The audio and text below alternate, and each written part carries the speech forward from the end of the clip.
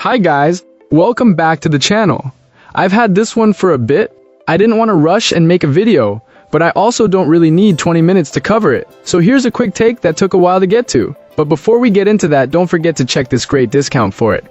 You can find the link in both the video description and the top comment below. Alright, enough talk. Let's get right into it. So, this portable gas generator has been on my radar for a while, especially these small two-stroke units. I'm a master mechanic with 35 years under my belt, working with everything from heavy equipment to small, even generators. So I wanted something tiny for my enclosed car trailer to run a few work lamps on both 12 volts and standard 120 volt outlets. I read a lot of reviews, watched a bunch of videos, then pulled the trigger on this one.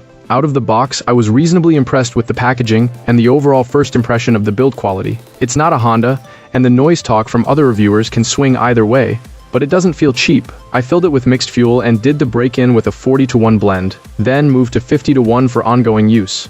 It started on the first or second pull, which was a nice surprise given its size. During the break-in, I found the engine likes a moderate load around half to run smoothly.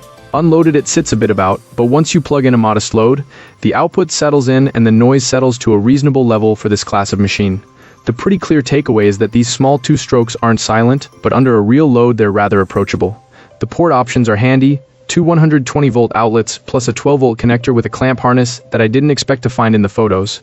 It's light and compact enough to move around with a top handle, and even with a full tank it isn't brutally heavy. At about a 4000 to 3800 revolutions per minute, the unit measured roughly 60 decibels at about 23 feet, which is quieter than I feared and not far off the kind of noise you can tolerate on a campsite if you keep it away from people. I've logged quite a few hours so far, and at this stage I'm seeing around 4 to 5 hours per tank at a moderate load. A couple of grapes worth noting: the fuel capacity is small, roughly 1 gallon, so you're refilling sooner than you might like, and you still need to mix oil in the fuel. 2 ounces per gallon is the rule I followed. I did have a moment where the carburetor float got stuck, a simple tip over and it freed up, and it has run clean since.